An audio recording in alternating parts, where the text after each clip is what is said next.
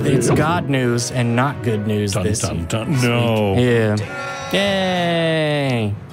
Or in this case, boo. Because I had a couple other news things that I looked at and was going to talk about this week. But I didn't look at the news yesterday, which is evidently when there was a grand jury report released in Pennsylvania about a very large number of predator priests who are ordained in the Roman Catholic Church. The numbers that I've seen are something like 300 and 301. I haven't done a lot of research into it because, again, I didn't look at the news yesterday. That's the number of priests. The number of priests, to be clear. And the news is saying that it's an 800-page document. So that's not something that I can quickly skim and bring things out on the show. So but I've heard estimates of thousands of children. Yeah. Well, I mean, if it's 300 predator priests, I think it said... Yeah. I think you... Going for however long. For however long. I don't... Was it... Did you do a lot of reading on this? No, I didn't. Okay. Maybe we'll have to release like a supplemental non-prophets news or something, just to, even just for this story to talk about it. I'd like us to be informative enough that people come to us for information. But we happen to have someone who wants to be a counselor in relation to sex therapy. So one of the things that I've heard and that was touched on in the movie Spotlight, which won Best Picture years 3 years ago, 3 years ago. Say? Yeah. I could be wrong on that. You know, a few years ago was that there's this idea that the mandatory celibacy psychologically affects priests. To be very clear, I am not making any excuses for pederasts or the abuse of children by anyone, regardless of what associations or memberships they have in literally any group. And I'm also not condemning your little old lady, nice grandma.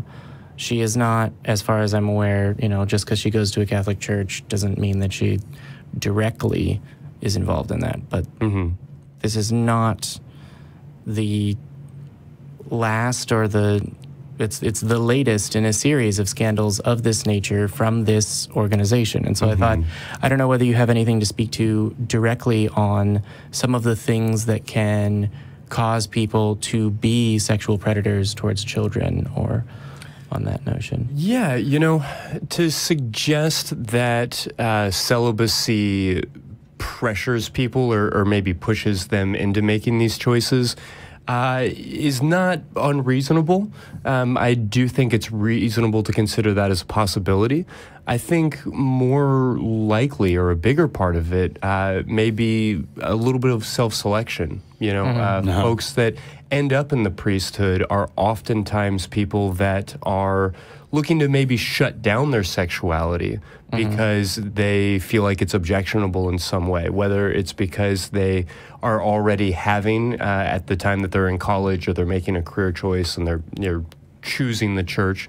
They may be already becoming aware of these certain predilections or these drives. It may also be the case that they have no interest in children, and that's not a component at all, but that they are gay or having some other objectionable, you know, and I use that from the perspective of the church, sexual desire, and they're trying to put the brakes on that as well as they can. I want to be very clear to separate out that I'm not comparing pedophilia with homosexuality. Or suggesting in any way that these are gay priests that are they're unrelated concepts other than to say that they're both deemed objectionable by the church. And so there could be a lot of folks who feel that their sexuality is unacceptable, and so they are entering into a situation in which they don't have to be sexual, where they're told that it's noble and holy and right not to express any sexuality. And so I think that that's going to be a component of it. I think that there's going to be some consideration of opportunity. You know, there are certainly going to be people who are driven towards the church because they feel they'll have the opportunity. But more than that, I think that there are probably well-meaning-ish priests that find that they have this freedom and they take advantage of that opportunity. Man. So to say that celibacy is going to push you towards abusing children, I don't know how comfortable I am with really suggesting that. Clearly, people are responsible for their actions regardless. But while I do think that that might be a piece of it, I think it's likely that there are other more significant factors. Well, let's be clear about this. The headline, one of the headlines read, "Priests ran child porn ring in Pittsburgh Diocese."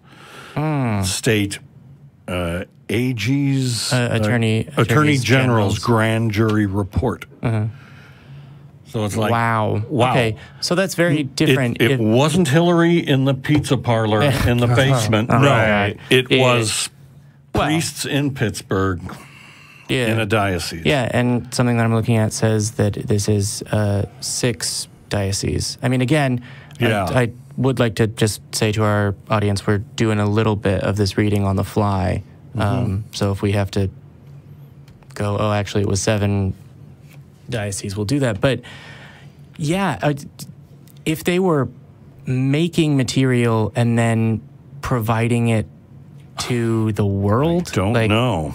I tend not to think of Catholic priests when I think about, people that are capable of, setting up a Tor-protected dark web server to set up a bunch of, wow. Who knows? Yeah. Well, I mean, who knows?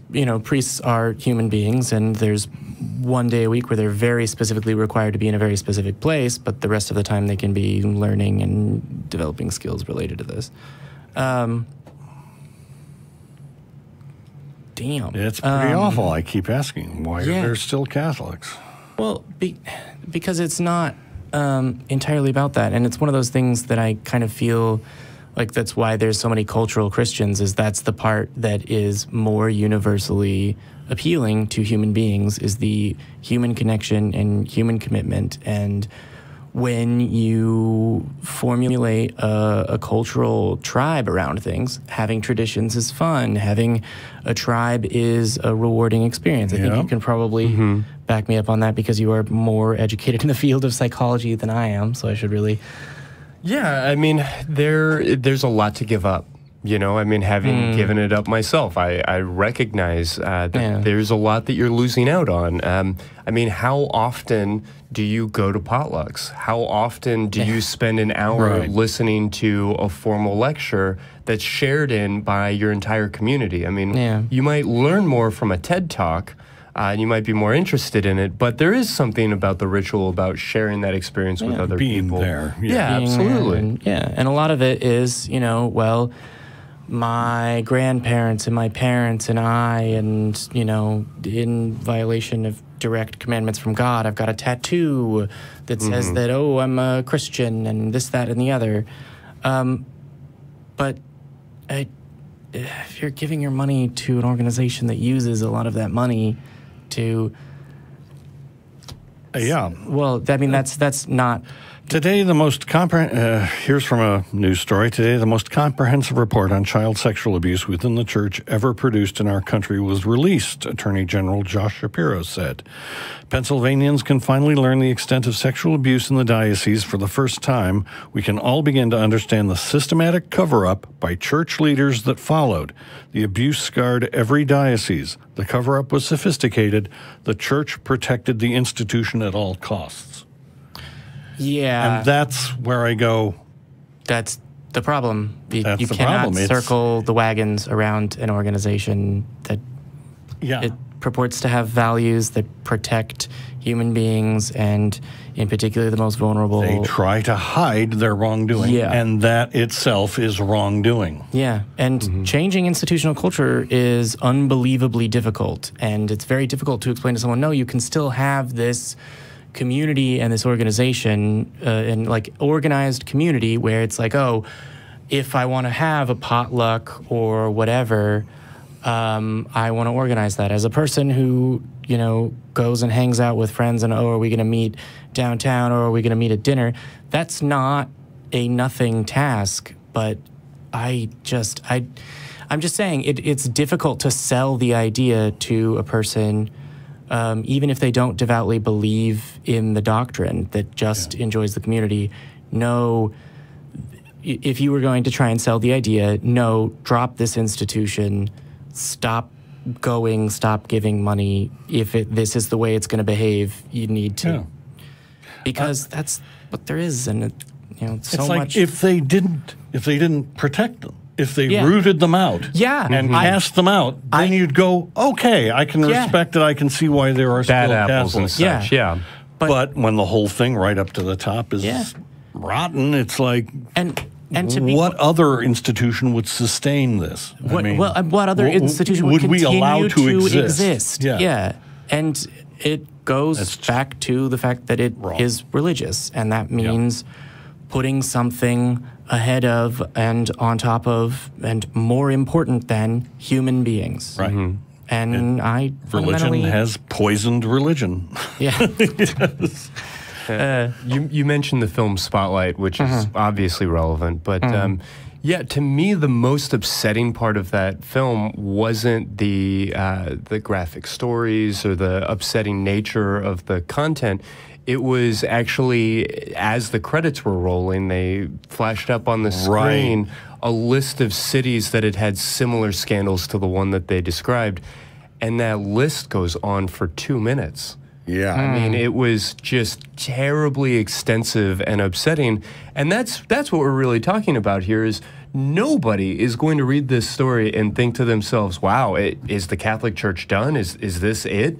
No. Because, I mean, it's like a Trump scandal. They just keep coming and nothing ever happens, so you don't really... Here, it's tip, meet iceberg. Yeah. You know, it's like, this has been our norm for almost 10 years now. Yeah. Just these ongoing... I mean, this sounds like an incredibly far away, at least initially from what we're seeing. Yeah. It seems far and away beyond what we've witnessed so far. Yeah. But still, you're justified in using the word typical. Yeah. It's horrifying. It is very typical. I remember I like to flip through and listen to local radio here in Austin, Texas, and a bunch of it is religious. There's channels, they're different denominations, some of them just rebroadcast sermons, whatever.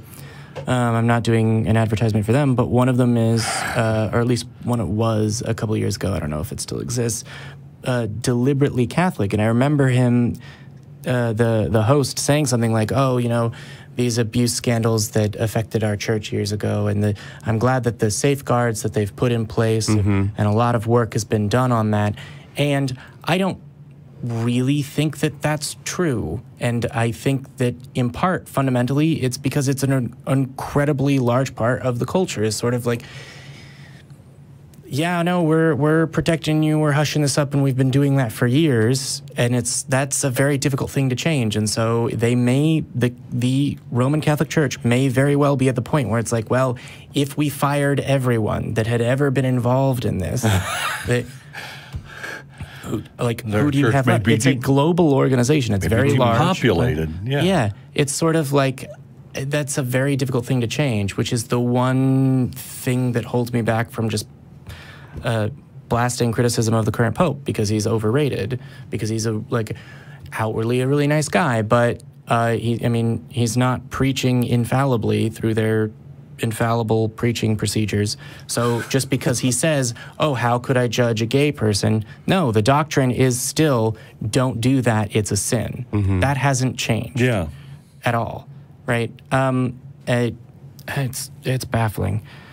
Institutional problems are difficult to solve, right? I'm the president of this organization. I understand that institutions don't change overnight and whatever. To be very clear, there is no aspect of this, the Atheist Community of Austin, that is like this at all. Sorry, I'm just very kind of overwhelmed by some of the numbers here. And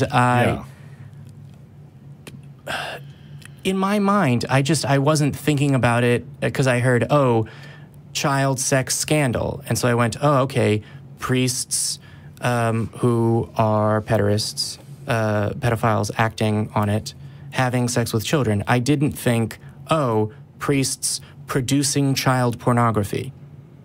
Because we produce shows here. That's not an easy effort. There's a lot of steps and coordination that it takes to do that. And it's over 6 dioceses, and if it was 300 priests, that's 50 a diocese. Like, I don't know. It's insane. Yeah, it's crazy. It is wild. Wow. I don't know. I'm just loudly voicing opinions. I'm not sure if you... No, I hear that. And for me, I want to see more backlash, I think. I think it's the typicalness of it that has me feeling deflated. And what's weird is that atheists are the most distrusted, right? I suppose. Yeah, sure. I don't know if that's changed recently, but we were the most distrusted group, right? Yeah. But when you heard,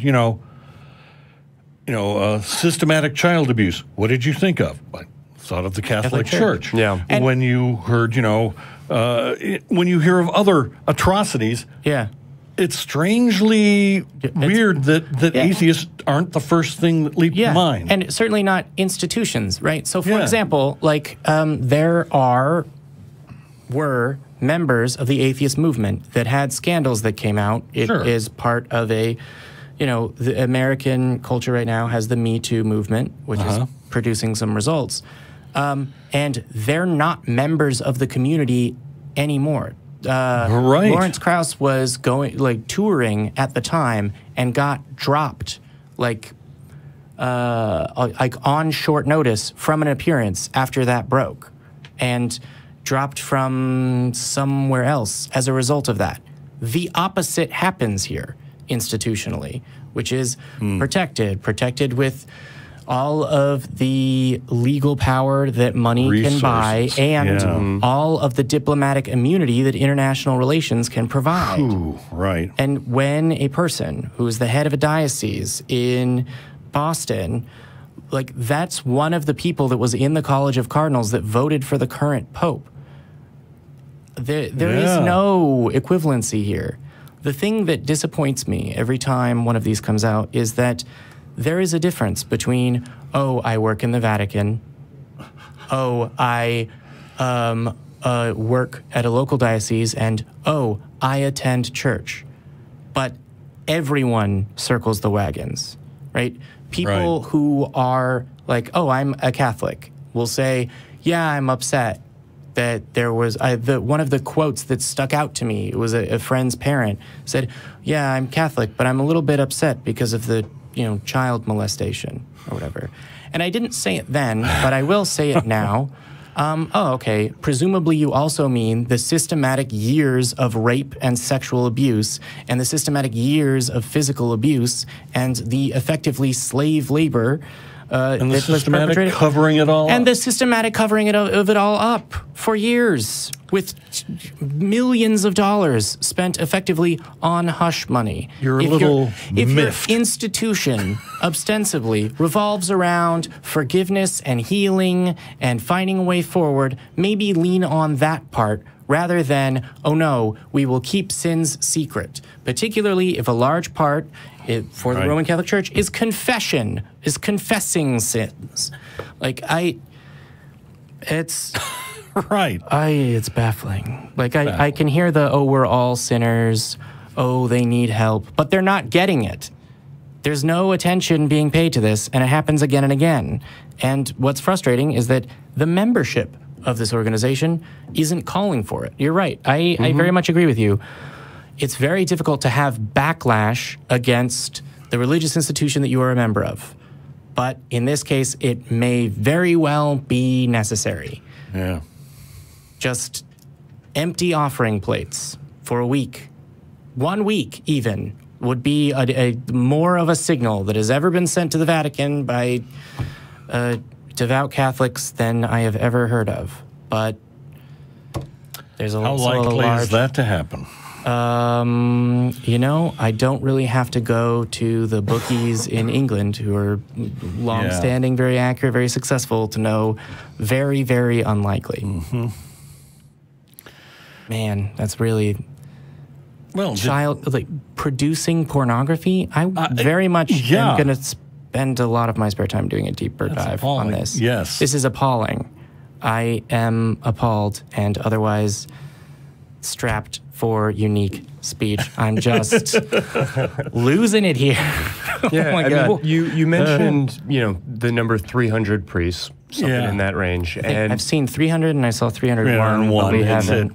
300. And of course, the upsetting question is to ask yourself how many victims that must include. But putting that awful thought out of your mind, if 300 priests are being indicted or are being brought before the grand jury, ask yourself how many people must have known or been involved on some level cover-up of this in order to cover up the actions of some 300-odd people.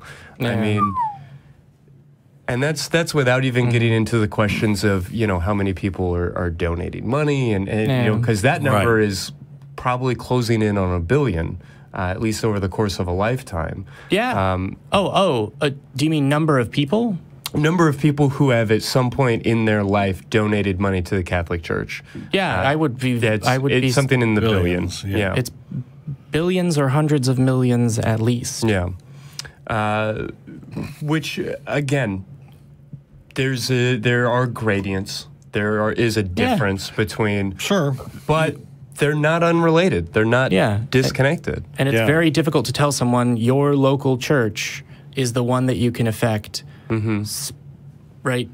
Not everyone lives in Pennsylvania. Yes, your church is mercifully free of this problem. Well, that it is. To be clear, I can just hear the atheists were angry. Like, I would like to separate two things. One, I have a lot to say about the metaphysical claims of religion, and I do so weekly on Talk Heathen, a show that you can watch, produced by the ACA. Wow, I am a little bit out of sorts. Produced by the ACA every Sunday, live, 1 p.m. Central Time, and you can call in using the number on the bottom of the screen, and you can find the information online, and you can call in over the internet. But that is There are multiple levels here. One, I can disagree with the metaphysical claims of church or a churchgoer and then not say, well, why do you go? Oh, it's a problem that you go and you donate to this organization. And I can talk to a person who is a cultural Christian who just says, well, I don't really believe any of it. And I know that it makes other people believe this silly stuff, but I still want to go.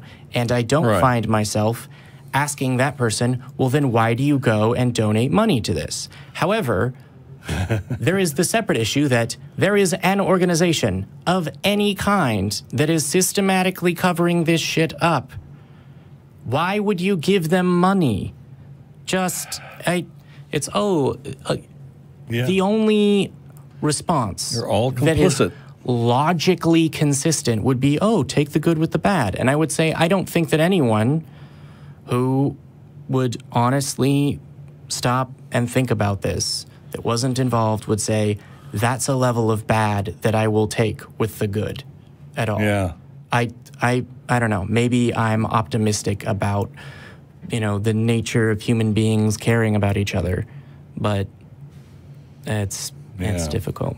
I don't know.